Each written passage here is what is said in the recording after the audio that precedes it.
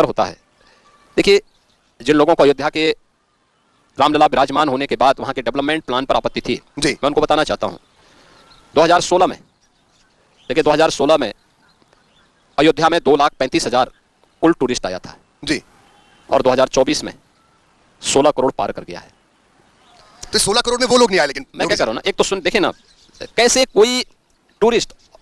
उस development plan का सामने कितना पैसा खर्च किया होगा। केंद्र और राज्य सरकार ने अयोध्या को उसकी पहचान दिलाई। अयोध्या 4 लेन 6 लेन की कनेक्टिविटी से जुड़ गया है, इंटरनेशनल एयरपोर्ट आ गया है, वहाँ राम जी की पेड़ी का सुंदरीकरण हो गया है, वहाँ गुप्तार घाट का सुंदरीकरण हो गया है, वहाँ के घाट आज सुंदर दिखाई देते हैं, स्वच्छ दिखाई देते हैं, 24 घंटे बिजली है, और देश की पहली सोलर सिटी भी अयोध्या बनी।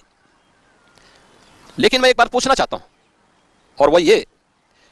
कि इतना करने पर भी केंद्र और राज्य सरकार ने जो पैसा वहां कुछ भी खर्च किया होगा, उससे ज्यादा अयोध्या से प्रदेश और देश की अर्थव्यवस्था को मिल चुका है। 16 करोड़ लोग वहां पे आए हैं। अब मैं कहता हूं कि अगर 5,000 भी किसी ने खर्च किया है, किसी श्रद्धालु ने जी, तो मान के चलिए एवरेज में 5,000 बोल रहा हूं, किसी ने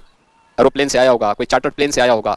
कोई ट्रेन से आया होगा, कोई टैक्सी से आया होगा, कोई बस से आया होगा, कोई होटल में रुका होगा, कोई सरकार की व्यवस्था के साथ रुका होगा, किसी ने प्रसाद खरीदा होगा, अन्य सभी कुछ करने में एवरेज 5,000 रुपए में मान लो तो भी 80,000 करोड़ का योगदान वो भारत की अर्थव्यवस्था में दे रहा है, प्रदेश की अर्थव्यवस्था में दे रहा है। ये इकोनॉमिक्स अगर ये लोग समझ पाते तो संभवतः ये लोग प्रश्न नहीं उठाते, और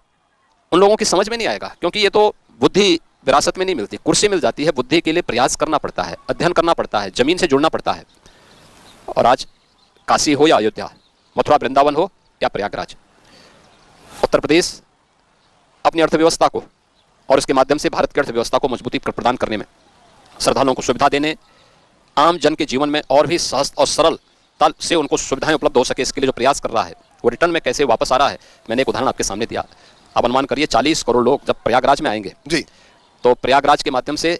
उत्तर प्रदेश और देश की अर्थव्यवस्था में 2 लाख करोड़ रुपए से अधिक का योगदान देने वाले हैं। तो अगर 7,000-8,000 करोड़ यहाँ पे खर्च होता है, यहाँ की सिटी की कायाकल्प होती है, तो मुझे लगता है इसका स्वागत करना चाहिए और इसको सर्वत्र अंगीकार करना चाहिए। जी योगी जी, हर बार इस महाकुंभ से संत हैं, बड़े बड़े संकल्प